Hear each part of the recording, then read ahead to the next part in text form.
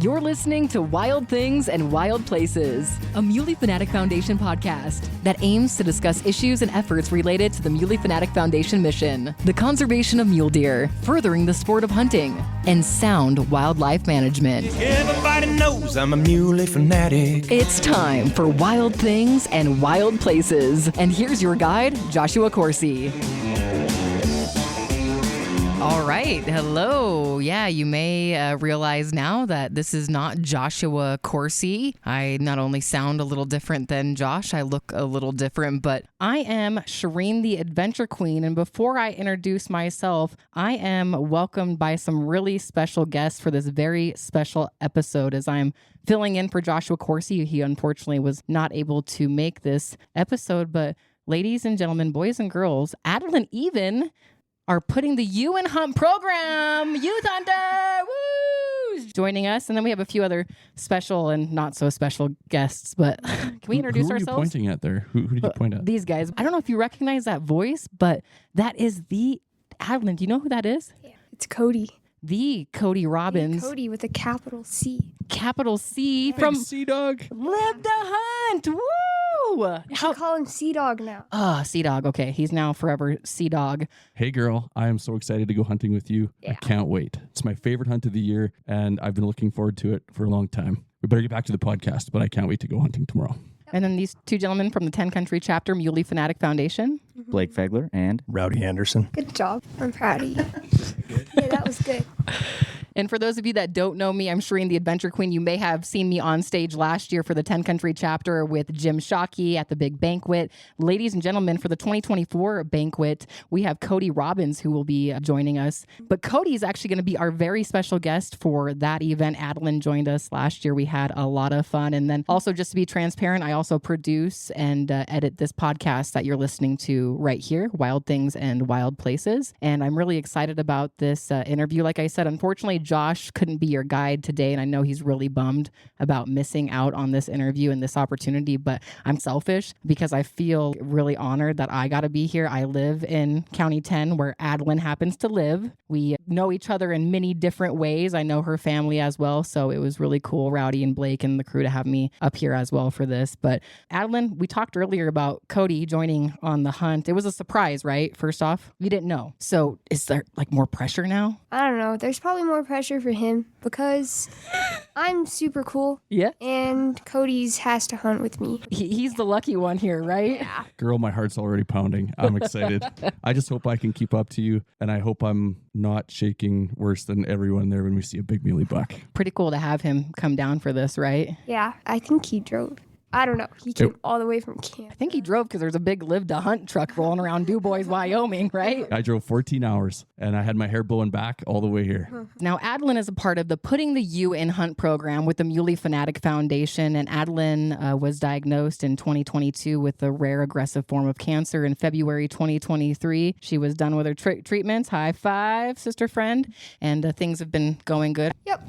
She's been swimming. She's been partaking in a lot of cool stuff. This is not her first hunt, Cody, just so you know. She's very skilled. We've learned about prairie dogs that Adlyn has harvested. She's harvested an elk. I saw that, actually. Her dad was sharing photos with me. Actually, you shared photos with me of your elk. She shot a beautiful, I think it was a 6x6, beautiful elk. I am so proud of you. I've known you for 21 minutes. I'm so proud of you. That picture, that bull was awesome. It looked like the snow was deep, and I bet you worked really hard for it. And your father told me a story about you, about your swimming. I was telling him how much I admire you and your strength and how strong you are through your journey. And I look up to you, girl. You're a 14-year-old girl, and I look up to you. He was telling me about your journey, and I also said, I shared with you folks, I'm a dad of girls.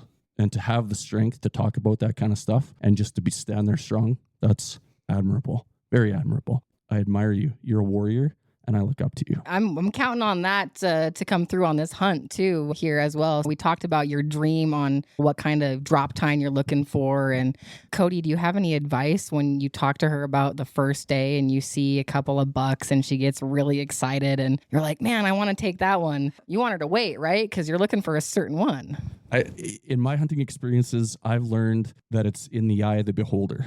I remember one time, I'll share a story with you, Adlyn. I was sitting in a blind with a lady that was hunting for the very first time, and a little spiker buck came walking in. And I'm sitting there watching. I didn't even hit the record button. I didn't turn my camera on. I was just sitting watching the birds fly by, and I was waiting for a bigger deer to come along. And I look over at my friend. Her name was Amy. And she's like breathing hard, and she's like just in a trance, and she's shaking. And she's, are we doing this? And I'm like, what's going on, girl? She's like, are we shooting this buck or not? And I'm like, no, we're not here for this buck. We're waiting for a giant buck. And she's, oh. And it was like I popped her balloons. She was just so deflated, and she just like shrunk in her chair, and she was cowering looking at that deer, and she was still shaking. And it took me 5 minutes to realize that it wasn't about me and what I wanted. It's about what that hunter wants, right? If that deer makes your heart pound and puts you in the moment and you feel all the right things as a hunter, that's the deer for you. And I'll never forget that day. I looked over at that lady, her name was Amy, and I said, you know what? Let's shoot this buck. I hit record, and we had to wait for him to turn and get on the right angle. And I was shaking like a leaf with a spiker whitetail buck within 2 minutes. And this is a deer I never even would have filmed before that. And she shot that buck. She made a perfect shot. It ran 30 yards. It tipped over on camera. And we were like hugging and crying. And we lived a moment that is exactly what hunting is supposed to be. And that's the advice I would give you. When we sneak over a hill and you see a mule deer buck standing there, and he does all the right things, he gets you excited, he gets you into it, it makes your heart pound, that's the deer for you. And I know I heard you say that you want a drop tine buck, and you're a young lady after my own heart. I love big drop tine bucks, and I just giggled when I heard someone say that you were looking for a drop tine buck, and I hope we find you one. We could very easily find a buck that doesn't have a drop tine that'll get your motor going, but it'd be pretty cool if we could find you a drop tine deer. We're recording this in DuBois, Wyoming, right outside of Jackson and the greater Yellowstone ecosystem. And Cody and his beautiful wife have a hunting show and livetohunt.com. They have a fantastic YouTube channel. And Cody, you both are very busy individuals. And I remember when Rowdy and 10 Country Chapter had talked about this potentially happening. Rowdy, because you're the one who told me that there was no question in Cody's mind to make it happen to come down here, even in his very busy world. Me and Blake made a phone call, and we talked to Cody, told him what was going on. And Cody had mentioned to us that he had an opportunity to go on a pretty amazing hunt in Canada himself the same time of year. And maybe a couple minutes later in the conversation, he's, I'm coming. I'll be there. I don't even got to think about it. Adlyn. Yeah, he chose you, girl. I mean, very unselfish guy. I mean, made the trip all the way down here, give up a great deer hunt on his own end to come out and hang out with Adlyn. I mean, it's pretty awesome. It is very awesome. What else is awesome? You two guys, Blake Fagler, Rowdy Anderson. This is not your first putting the You and Hunt program, Hunt.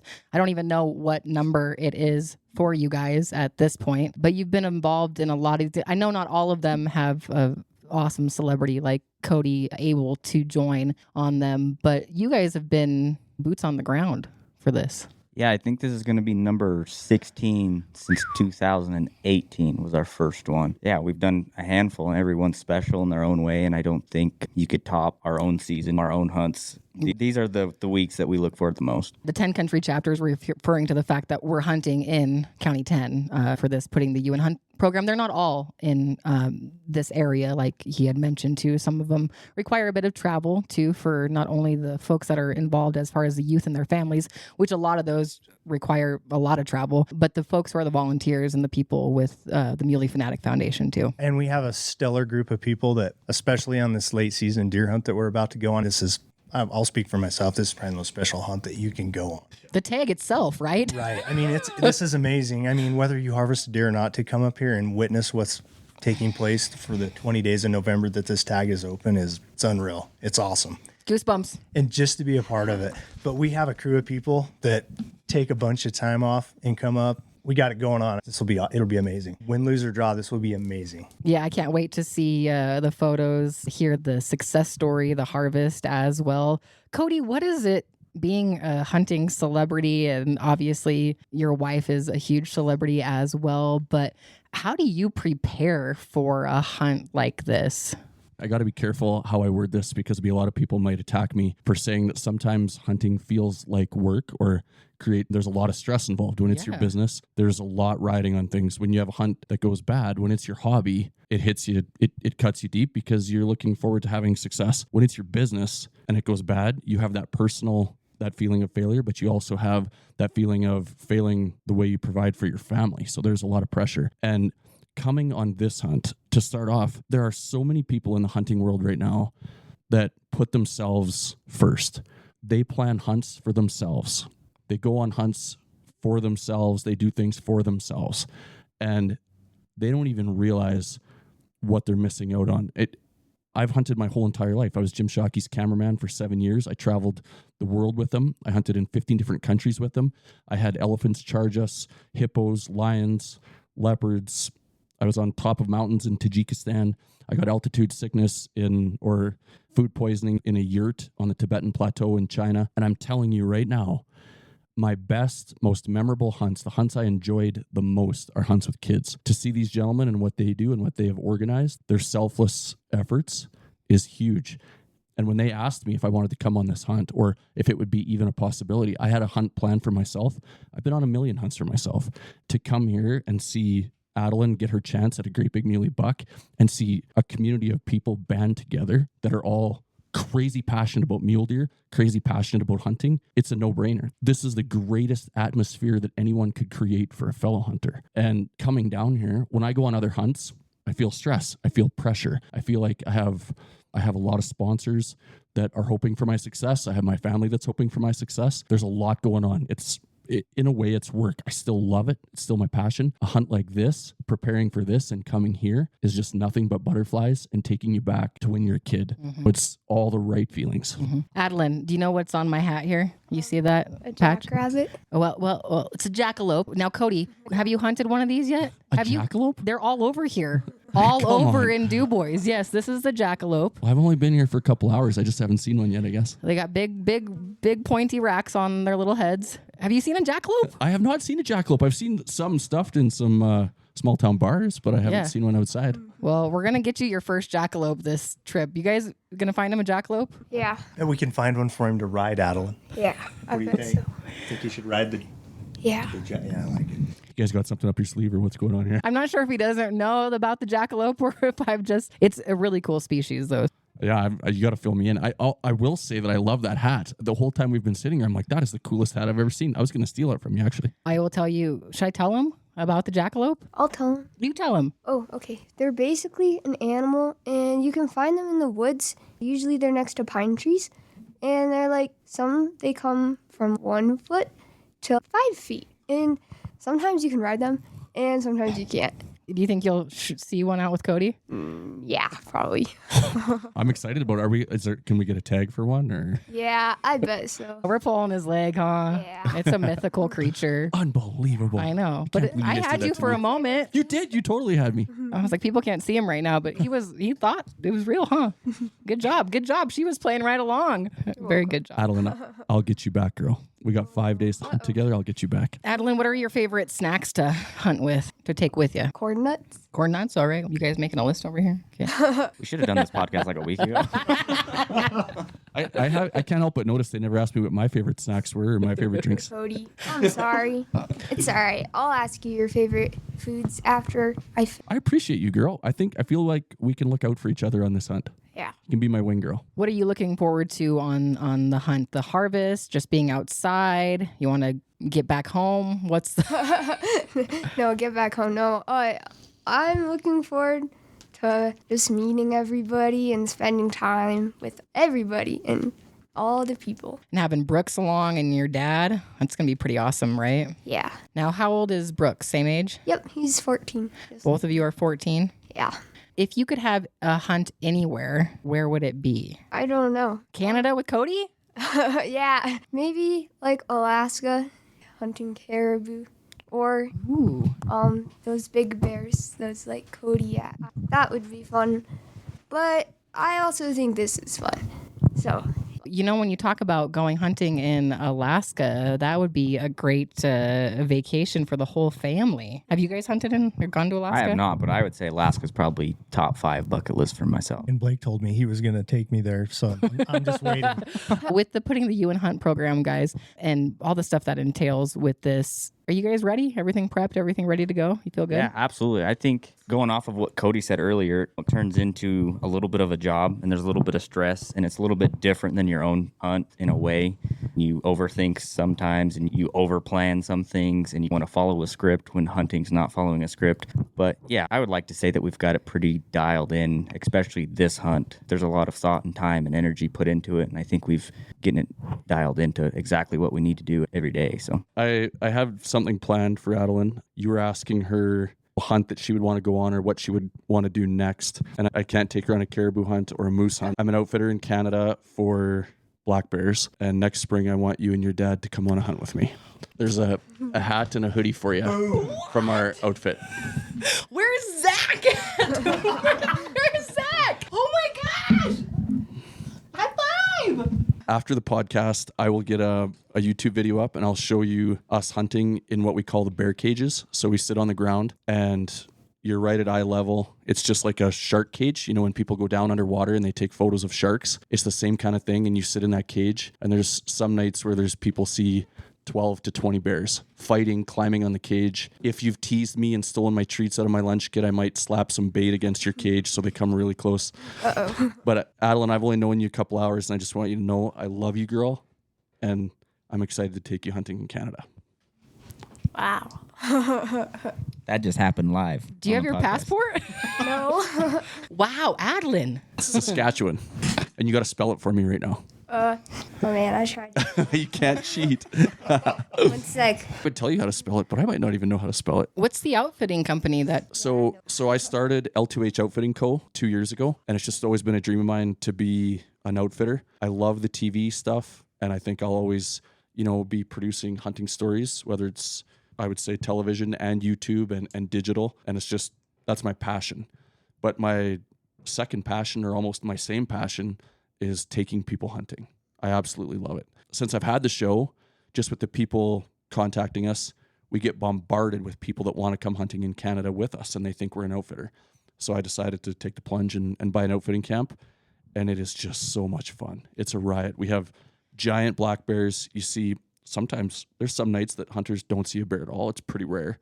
Normally you see between 5 and 15 bears a night. And if you get your bear early, we get to take you fishing on a fancy little lake where you catch 40-inch northern pike. It's a really cool place. Really pretty lodge, fun atmosphere. It's just a really good time. And the hunts take place in May and June. Wow. What do you think? That's very surprising. I had no idea people hunted black bears in Saskatchewan. Yeah, I didn't know. Yeah, we have a huge population of black bears and tons of color phase bears. I know we've had hunters come up from Utah. So a lot of people come to hunt bears with us because they want to go for a color phase bear. So we have bears, blonde bears, cinnamon bears, chocolate bears with different blazes on their chests. But we have folks come from Utah, 2 different groups each year that come, or they say that almost all they have in Utah is colored bears. So they want to come specifically for black bears. So it's a curveball compared to the normal clients that we get. Adlyn, you're going to have to be really nice now because you're going to be in some bear cage. Wow. If you don't trade me all the treats I want from your lunch, you might not even get a bear cage. Yikes. We better put some extra snacks in her lunch for tomorrow. Just so then I know what's your favorite food. So then I can bribe you. Definitely not bribe you. I feel... And we never finished our conversation from earlier. With the one about your favorite snacks. Oh, Reese peanut butter cups. That's what my dad likes. Yeah, those are my fave. And you like corn nuts? Yeah. What about candy? What's your favorite candy? That's hard. You should give me a category. So Chocolate. Oh, chocolate? Man. I like Snickers, Heath bars, and Twix. Yeah, I don't really know which one's better. They're pretty solid. Yeah, I love Twix, so. Yeah. And then my favorite gummies are sour gummy bears, or not sour gummy bears, sour gummy worms. And I also like Warheads. Oh, I love Warheads. Sour stuff's my jam. Cody, have you ever had Warheads? I have not. I don't even know what they are. I'm going to go find some. They must not sell them in Canada, or? I don't know. Maybe I just don't have a sweet tooth, or I haven't hunted them down. That's true. They're not sour at all, and they're really sweet, and they're really good. And so when I give you one, you have to eat it. Tomorrow. That's what we'll do. So we got to get a drop time mule deer and get Warheads tomorrow. Yep. Okay. That's our weekly goal. I think you can accomplish both of those. I've got faith in that. Now, Rowdy and Blake with Muley Fanatic Foundation and the 10 Country chapter, We talk about the putting the You in Hunt program, and sometimes there isn't a success at the end of the hunt. Like you say, though, I don't think we can base our success fully off of a harvest. Sure. And eventually that's going to happen. Yeah. We go into a lot of these hunts and with somebody like Adlyn, we sit down with Adlyn and we're like, hey, what do you want to do? Because Cody said earlier, it's not about us. We want to get the hunter what they want. She wants something with the drop time. We're going to work our butts off to find something with the drop time. May happen, may not happen. But I think at the end of the day, the success comes from being around good people. We have a stellar plan. We have a stellar group of supporters. One way, either way, whether we have a harvest or not, it's a success. Fortunately, so far, everybody has been 100% on harvesting their animals. But at some point, it'll probably happen where maybe the harvest don't come. Right. But I don't think we can base the success on the hunt off of that. I think it just shows the dedication. It's impressive as well. And just the amount of hunts that do happen with the program, not just here. It's not just in this state either, by the way. It's in multiple states across the country. Make sure you subscribe to Wild Things and Wild Places. It's been a pleasure. I'm Charene the Adventure Queen filling in for Joshua Coursey here. It's been great. Before we go, though, I have a little game for Cody and Adlyn. Blake and Rowdy, you're out. You love games? All right. Yay! Ladies and gentlemen, are you ready for rapid fire? Well, I say two things. You must give the answer rapid fire quick. Okay, you got it? You ready? We should. So you got to say which either one you like best. Rapid fire, all right? Snickers. Oh, sorry. Pizza or tacos? Pizza. Elk or mule deer? Mule. Oh. The elk. Mule. I don't know. Both. Christmas or Thanksgiving? Christmas. Rifle or archery? Rifle. Oh, archery. Rifle and archery combined. All right, there you go. Ladies and gentlemen. I did incredible. I was incredible. I know I had a couple more, but I forgot what they Can were. I do one for you Yes. and Cody? Yes. Okay. For me, against me? Yeah. Let me think. Okay, I think I got two things that go hand in hand. Ready? I can't think. Warheads. It's the suspense. Suspense. Yeah. I can't hold my breath. Twix or Snickers? Twix 6. I beat her. Yeah, I beat you got me. Yep. Yep. It's on recording right here, actually, too. Yep. All right, good job, both. You got Okay. Ready? Football, Hockey. football. Although I was going to say hockey, but I was like, I he's heard him. Canadian, so yeah. I totally heard him. Of course, the Canadian says hockey. You're born playing hockey, right? That's what we do. Yep. That's why we're all a little bit dumb because we've hit the boards so many times. Nah, hockey's great. I love it. When you come to Canada, we'll take you skating. Oh yeah, in May. You said May or June. There's just ice there all year long, right? I'll get ice for us. You'll find it. Adlyn Even, who is the Putting the You in Hunt youth hunter on this hunt with Cody, who is, of course, the host of Live to Hunt with his beautiful wife. They have an amazing YouTube channel. I talked about subscribing to this podcast. Please go to YouTube, find Live to Hunt. If you haven't already subscribed there, make sure you do that as well, because guess what? You'll be seeing some of it, right? Some of this. Some of that Adlyn's smiley will face. be on there, and I can tell right now it's going to be incredible. Whether we get a buck or not, exactly what you said, Rowdy. I can already tell. I've already had so much fun on this hunt, and I think Adlyn has too. And you know what? You can't set a hunt up just because it's a special hunt doesn't mean you have to have 100% success.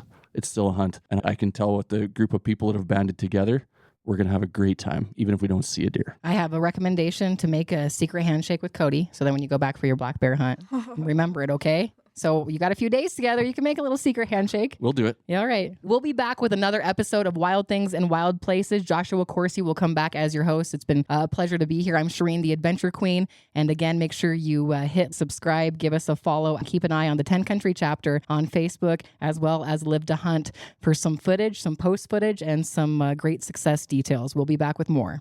Gathered around the campfire's flickering glow, stories ignited, bridging hearts and minds. As the world outside faded and connection reigned supreme. Welcome to Campfire Chats.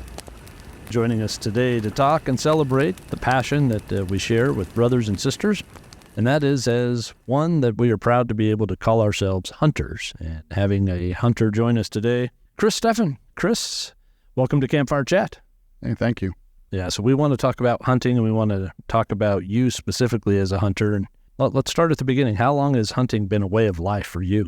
Well, man, since I can remember, since I was old enough to grab a 22 or a shotgun. And yeah, I grew up on a farm ranch in northern Wyoming. So my parents gave me pretty much free rein to just grab the pellet gun, grab the 22, grab the shotgun, and kind of go kill stuff. So that was it. Huh? That was pretty much it. That inspired you to take it to where it's at today. Yeah. So I've got a question for you, Chris. And each episode of Campfire Chat, we're going to have just a very random set of questions that are really spontaneous, but if you had a dollar figure that you could put on what hunting has cost you, what would that be? Enormous. Quality spending in my mind, but yeah, it's So knowing you, fairly sizable, I would say. That's all. you're a gear guy, are you not? Yeah, I am a big gear guy, and it's all relevant when you add in, trucks. You can't go hunting in a car necessarily. Sure. You can't. It's all relative to how you do it, I guess. But yeah, I would say it's fairly large. Yeah. He doesn't want to say it in case his wife is. I wouldn't even know. Andrew is like, I wouldn't even know. No idea. I wouldn't even know what to guess. I really wouldn't. Yeah. And nor should it matter. No. The bottom line is it's something you look forward to every fall. It's something that now with your oldest boy, it's probably changed over the last few years, being able to share the experience with him. What does that mean to you? Oh, it's totally changed things for me. It's really not about, or it hasn't been about me much the last few years. Kind of all about him and just trying to make sure that he has that passion instilled in him and he wants to do those things and he's having fun and, enjoying the outdoors. So, and it honestly hasn't even bothered me. Pulling the trigger, I'm trying to think, have I pulled the trigger in the last 3 years? Yeah, like once. And that doesn't bother me a bit. Yeah. Yeah. But Easton's been there and you've been right there by his side. And Yep. And next year, my girls will be old enough to hunt, and they've definitely shown an interest. So I got to get them through hunter's ed, and next year I'll have 3. Yeah. How will that be going hunting with twin girls? I don't know. Have you thought about that? I'm not real sure how it's going to be hunting with girls. Nothing negative. I'm totally pumped that they want to hunt. But yeah, it's going to be interesting. Well, I can tell you because I was blessed with 2 daughters. It's amazing is what it is. Yeah. It's amazing. Yeah, I'm really looking forward to it. Yeah, my youngest daughter, she caught the bug and she's never let go of it. It's something that she, even now that she's no longer a resident of the state of Wyoming, she has made it very clear that, Dad, I want to come home. And for her, it's not about pulling the trigger either. It's just, I want to share that time with you in the field. And that's a beautiful experience. Yeah. It really is. Yep. All right. So one dream hunt, and I think it's worth noting that a few years back, we knew when you got a moose tag and a bighorn sheep tag in the same year, it was quite the dream just in itself. But beyond that, because that's already in the rearview mirror for you, what's the next dream hunt? If you could have a dream hunt, what would that look like? Well, there'd be a lot of dream hunts. I'd love to sheep hunt again somewhere else, but that's probably not a reality unless I either win the lottery or get real lucky in some kind of drawing or giveaway. So, a realistic hunt, I'd like to go back to Alaska, I think, and hunt Sitka blacktail again. Was something my son and I did 2 years ago. And I'd love to go back and do that again. Maybe Africa at some point in time. I don't know. Yeah, the Sitka blacktail deer, how did that compare to the big game hunting that you've done on the landscape in Wyoming? It's totally different. Yeah. Kodiak is such an incredible landscape. I learned very quickly that you just don't navigate everywhere that you think you can like you do here. You can't put on 7, 8, 9 miles necessarily in a day, especially with at the time he was 12, a 12-year-old following behind.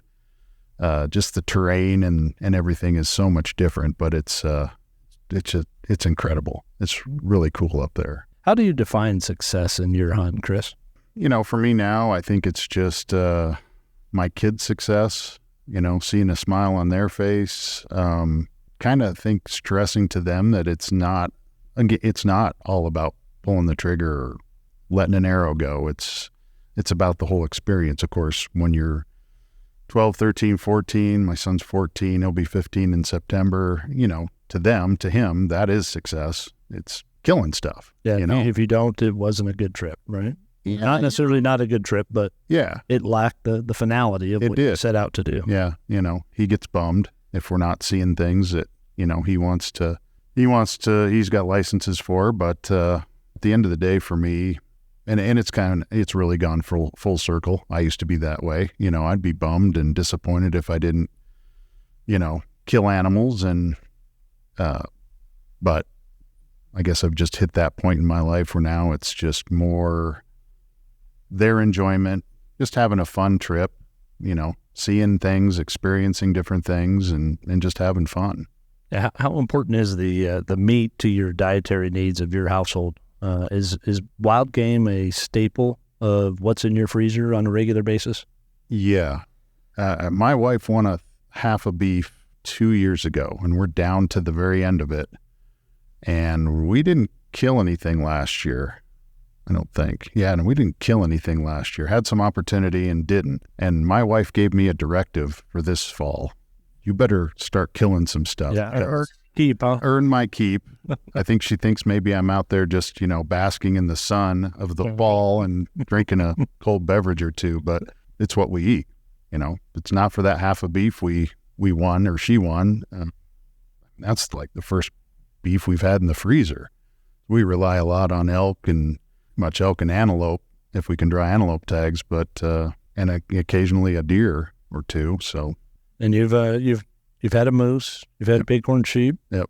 Wasn't that many years ago you had back straps of mountain lion in your garage? Yep, I had a stinky mountain lion in my garage. Yes, and it tasted pretty dang good, huh? The other white meat. It's the other white meat. Very, very similar to pork, I think. But yeah, it was good. Bear. You've had bear. I have bear.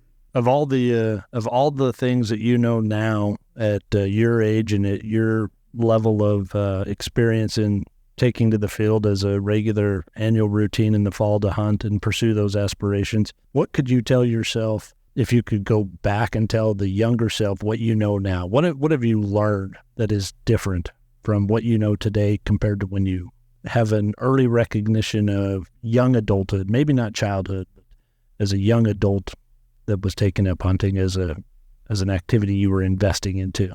I can think back to younger years hunting and maybe holding myself back some, like not going as far as I know I could have, or I don't know about maybe not working as hard as I knew I could have to hunt or be successful hunting, and then also just not relying on other people. Like if my son doesn't want to go, or if there's other friends or buddies, I'm still going to go. So probably those things are just, maybe pushing yourself a little harder or farther, and don't be so apprehensive about turning back, and I won't say giving up, but just having that confidence or that knowledge to just push past where maybe you would have stopped before, or where I did stop before when I was younger. Yeah, that's a valuable lesson. What piece of gear, knowing you and being a gear guy and a gadget guy, is there one piece of gear that you wish you would have gotten or had made that investment into long before than when you were able to or had the means to do that? I've always had issues with my feet. I've definitely learned good boots are invaluable on a hunt. I mean, if you can't get around, you're done. Right.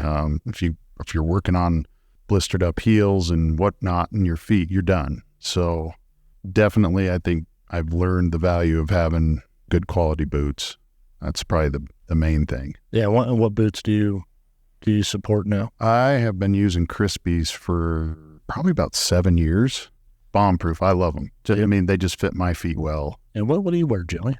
Crispies as well. And that's a little different than the custom boots that you were having made a few years back, weren't they? Yeah, and that was primarily due to some of the issues I have with my heels, and I'm very prone to blistering on my heels. So yeah, I don't even want to go down the road of how much I invested in those boots that are still sitting in my house. I haven't worn, but they don't feel near as good as those Crispies do. I mean, I just don't have problems with them. So, what about your optics? Binoculars wise, I've used Mavens for a few years. Yeah, probably about 5, 6, 7 years. Love the Maven binoculars. I think they're great. I do have a Swarovski spotting scope that I got a few years ago. It is a big investment, and I use it when I use it, but I don't use them a ton. I probably should use them more. Kind of just depends on maybe what I'm after, and why I'm after it. But But yeah, the optics, and then my rifles, when I'm rifle hunting, I've got a wide variety, Leupold, Vortex. I don't have any Maven rifle scopes, but they make a great rifle scope. Well, let's get to something, Chris, that I've been waiting to hear. And the most memorable, and I know there's many, but if you had to narrow it down to the most memorable hunt that provided significant challenge, what would that be? So a hunt I've been on that's been the most challenging? Yeah. Well, my sheep hunt was guided, and while there was a lot of pressure of having that moose tag that I had the points for, and the sheep tag that I drew on the random was totally a fluke because I have no luck with game and fish. You guys know that. So Runs in the family. Where I wore it all out in that 2015 year. But anyway, probably that moose, only because I had set the goal to kill it with my bow. I started hunting on the 1st of September, and I killed it with my bow on the 18th of September. And I hunted almost that entire time. Took a few days off here and there in between, but I think it was 16 days of hunting, and I had that kind of that pressure to not only kill it with my bow, but I knew I had that sheep hunt coming up right after that, and so that was probably my most memorable. My stepson Josh Giles was with me when I killed it. That was awesome having him there. My son Easton wasn't quite old enough to go, so it was awesome having him along and just sharing that whole experience. It was a cool hunt. That was not the same hunt that involved a rollover of the side-by-side, is it? No.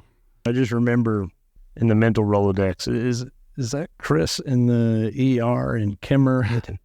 I think that was the year after. Yeah, he was with me. And yes, we did have a little rollover accident with the side-by-side. Having him there on the moose hunt, I'm sure it's probably, it's bigger than an elk. Yeah. But then once it's down, it's a beast. It is. And to have the additional help to pack that out, could you imagine doing that on your own? Well, we got really lucky. Found this bull at the top of the mountain, called him all the way to us, and played cat and mouse with him a little while down in the creek bottom, and had given up.